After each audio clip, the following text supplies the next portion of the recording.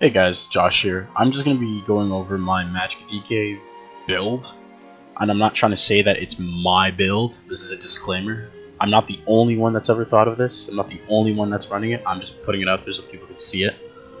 Technically I did think of it myself, but I'm not trying to claim ownership of it. I just put, I call it the Necromancer build because I think it's pretty catchy, and it'll catch on one day. But I'm gonna go over gear really quickly. We have 5 Burning Spellweave, 3 on the body, and then 2 weapons. We have 5 Necropotents, 2 on the body, 3 rings, and then we have 2 Shadow Rend. So with Shadow Rend, we have 2 heavy, 5 light. We have a Maelstrom Restoration staff on our back bar, defending restoration staff. The reason I use defending and not infuse is because infused weapon damage is a lot easier to proc, but I like defending because it makes me tankier, especially since I'm in light armor. I need all the resistances that I can get. I just like it better that way. I do have a weapon and spell damage enchant on it because I really couldn't think of anything better to put there. For our weapons, we have a Nirnhoned one hand, and then we also have a sturdy shield. The reason you want Nirnhoned one hand is because it gives you pure damage. You could go Sharpen, but Sharpen is useless against shields. It doesn't really do that much against light armor targets or medium armor targets, and Sharp did get nerfed, so I just like Nirnhoned a lot better. I have an axe, but ideally you're going to want a sword. There's no passives tied to one-hand shield setups, but the reason you want that is because let's say you want to go dual wield, right? You're gonna use double swords. It really doesn't matter what your one-hand shield weapon is, but just if you're thinking long term, just grind for a sword. I was lazy, I got an axe, so I wanted to try it out really quickly, but the build ended up working out great. So on our jewelry, obviously all arcane, and then 2 spell damage, 1 Magicka recovery. We have 5 sturdy on the body. Actually, we have 6 sturdy on the body, and then we have 1 infused. Technically, you could go infused on the body and the legs because we have tri-set ghosts on all of it, but I haven't really tried that out yet. Didn't want to trait change. If you want more max stats and you feel like you don't need all the block reduction, that's definitely a good route to go. So there's that. We have tri-stat enchants on all of our gear, literally every single piece, except for the shield. I'll get to that soon. The reason we have tri-stat glyphs on all of our gear is because it's the most efficient way of maximizing all 3 of your stats. It's more efficient than putting points into health and stamina, and it's honestly just the easiest way to do it too, I find. It is a little bit expensive, so if you can't afford it, then you might have to consider other things, but I could afford it, so that's what I did. All of our gear is gold, but don't do that. You don't need to make all of your gear gold. The only reason I did it is because it increases your block reduction by 0.5% per piece. So for every 2 pieces of gold sturdy armor you get, you're getting an extra 1% block reduction, which is really good long term, I find. We have, let me see. Let me just go over stats really quickly. We have Magicka recovery 1161, and then back bar 1171. Max health 18.4k. That's before battle spirit, so I think you add 5k to that. Health recovery useless. Max stamina 17k, which is a really good max stam pool to have as a mag DK. A lot of people range between 14-16k. So 17k is a little bit high for some people, but I find it really nice to have all of that extra stam. Stam recovery is only 565, whatever. Spell damage, when we cast Entropy, and then we proc a weapon damage enchant, it goes up to 3k and 84. Right, so 3k spell damage with the weapon damage enchant with the Entropy. Actually, Burning Spell we didn't even proc. Let me try that again. So with Burning Spell we've proc, it's 3.7k spell damage on our front bar, right? So Pretty good. 3.7k spell damage, and then our max Magicka pool before Necropotence proccing is 39k. Right? It should actually, sorry, no it's not. I needed to change something. This is the second take of the video, so I changed up some stuff to explain something, which I'll do in a second. Our max Magicka is 37k basically on our front bar, and then back bar still 37k, just an extra 100. Speaking of max stats though, the reason I have a max Magicka glyph on my shield and not a tri-stack glyph is because when you switch bars, your stamina and your health, nothing you do is going to scale off of your max health unless you use Dragon's Blood, which we don't use, right?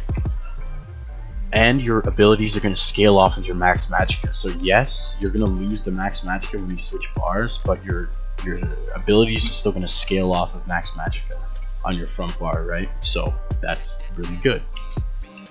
Back to stats though, spell crit 45.8% spell crit, and then spell resistance is basically 19k, physical resistance is basically 14k, crit resistance is pretty low actually, it's only 1400.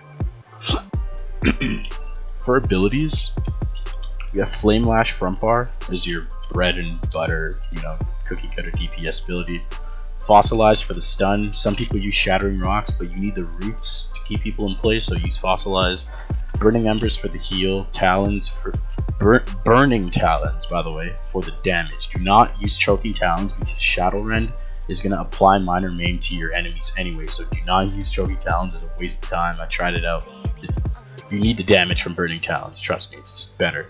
And then we use Flames of Oblivion. Flames of Oblivion is awesome because it gives you major crit buff passively, and it's like a proc set when you have it. It hits people quite hard. I've hit people for like 5-6k Flames of Oblivion crits in Cyrodiil, but the average hit is usually around 3 to 4k, right? If you pair a 3k Flames of Oblivion with like Burning Embers, your dots, and a Power Lash on top of a leap, like that shit will kill people really quickly. So this is really good for executing people. If you want more sustained damage and you feel like Flames of Oblivion is not worth your time, put in Inner Light, the meat skill ability. It's going to give you more regen by a little bit and more max Magicka by a little bit, right? But the actual ability gives you 5% max Magicka, and that's going to bring your front bar damage to, front bar max Magicka to 39k, 39.3 from 37k, so that's really good. Back bar though, put this back. Oh, and our ultimate, sorry. Ultimate is Ferocious Leap because it's basically like your execute almost. I don't know any other ability to put front bar. You could put Meteor front bar, but it's better to put Ferocious Leap front bar and then Meteor back bar. But in terms of back bar abilities, I'm using Elusive Mist for getting away. You can't be snared in Elusive Mist or CC'd. But there is a bug in the game right now where root poisons and snare poisons can still affect you if you're in mist form. It's fucking annoying, but there's nothing you can do about it. We put Entropy is obviously our major sorcery buff. I use Degeneration because there's really no point having structured entropy for max health. The only reason you'd ever use structured entropy is if you have Dragon's Blood on the same bar, because Dragon's Blood will heal you based off of your missing health, right? So that's something to keep in mind. I use Degen because it's going to heal me for my light and heavies, which isn't much, but it's still better than nothing, right? We use Healing Ward because, you know, it gives you a nice heal. It's going to heal you after the shield expires if someone doesn't take it down.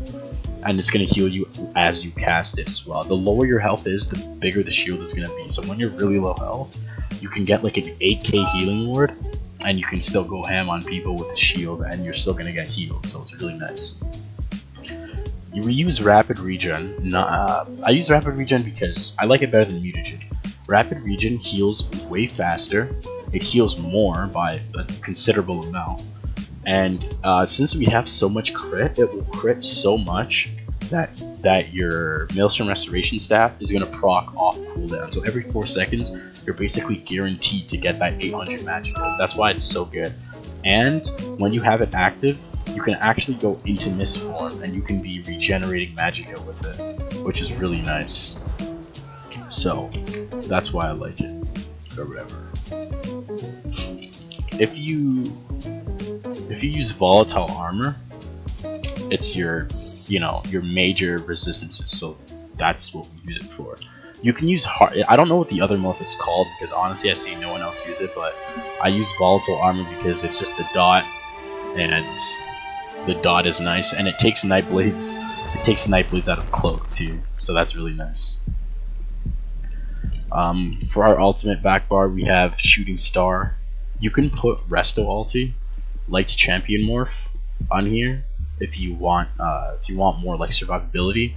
But I like Meteor because this shit is so lit. Like, you hit people with Meteor, you fossilize them, they're dead. It's amazing. If you Talons a group with Meteor, since it puts a dot on the ground, you can be doing a lot of pressure on like 4 people easily with Meteor, and it's gonna give you ultimate back per enemy hit. So like when you're in a group, right, and you hit Meteor and you're fighting another group, you can get a leap shortly after if you hit enough people, right? So it's a lot better rather than dumping all of your ults on the Resto ulti and then having to regen back from 0. Meteor is gonna give you like 30 ultimate depending on how many people you hit on average that you're going to be able to start from, so it's really nice. Food, we're using Tri-Stat food, so we get more max stamina and more max Magicka, and I believe the max health isn't really that much different from other food. For stage 4 Vamp, that's going to make Mistform cost way less, and that's also going to give us the passive, I forget what it's called, Undeath passive, right? You can get it in stage 3, but I like stage 4 because it's going to make Mistform cost less, so that's something to keep in mind. On top of that, yeah, that's basically it, honestly. You can go stage 3, but you're going to have to deal with a Mistform that costs basically 4k Magicka, so that's something to keep in mind. Stage 4 Vamp is going to make you more susceptible to fire, but since we are a Dark Elf, it's really not going to be that big of a deal. Lastly, the boon that we're using, or the Mundus stone, is the Apprentice, right? We are Dark Elf as well, so racially we're gonna get 6% max Magicka and max stamina, which is why Dark Elf is amazing. You get more max stam for blocking, plus Tri-Stat food, and Undaunted passives. I don't have any Undaunted because this is a pretty new tune, so I haven't gotten Undaunted yet. But when I do have Undaunted, I'm gonna get around 18k max stamina. I did the math, so it's gonna be really nice to have. Also, you get another 3% max Magicka, so in total we're gonna get 9% more max Magicka from Dark Elf passives, and then Flame Resistance by 2k. So that Flame Resistance is why Dark Elf Vamp is so nice, because your tank, you'll still take more from fire, but it kind of helps to counteract the squishiness that you'll be. And then also 7% flame damage. Most of our abilities are flame damage, right? Burning Talons, flame damage. Flames of Oblivion, flame damage. Burning Embers, flame damage. Flame Lash, flame damage. Ferocious Leap, flame damage.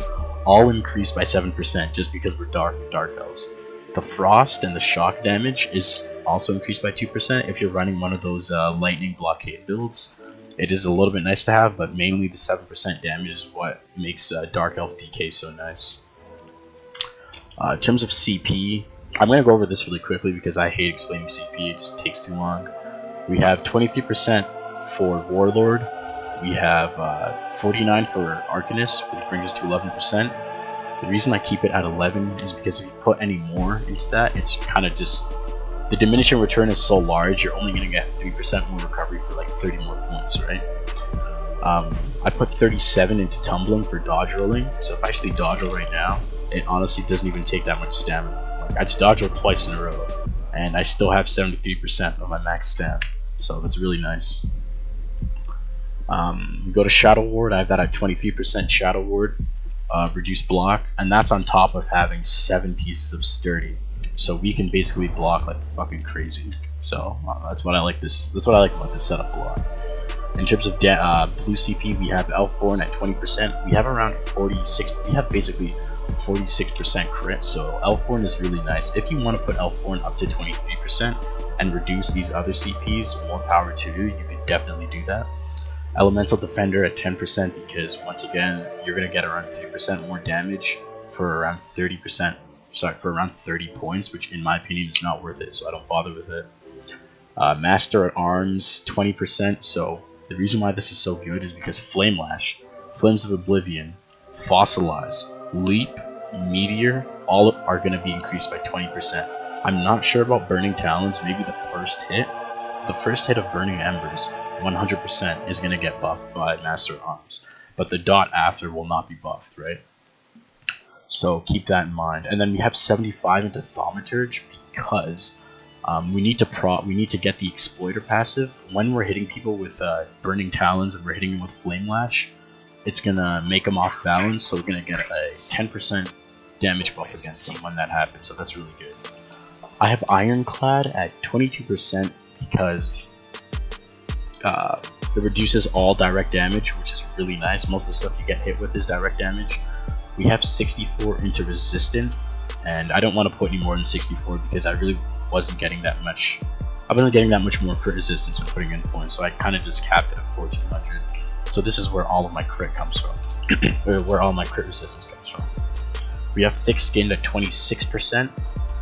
Sorry, we have Thick Skinned at 11% because it reduces all the damage from damage over time. So, you know, dots, bleeds, even AoEs too. The reason we do that is because we're not Templars, so we can't cleanse off dots, so that's really nice to have. And then Hardy and Elemental Defender, I just leave them at 9%. You can put them up to 10 or 11, but I find that Ironclad and Thick Skinned are a lot better at reducing your damage than these two are. So keep that in mind, because Ironclad and Thick Skin, they apply to all forms of damage regardless of physical, magic, poison, disease, whatever. But Hardy is only going to be physical, poison, and disease, and then Elemental is only going to be flame, frost, shock, and magic, right? So keep that in mind. And we have nothing into this tree, and that should be everything for CP. I think I went over everything. Yeah, that should be it. If you guys have any more questions, just let me know. Thank you for watching the video, and I will catch y'all later.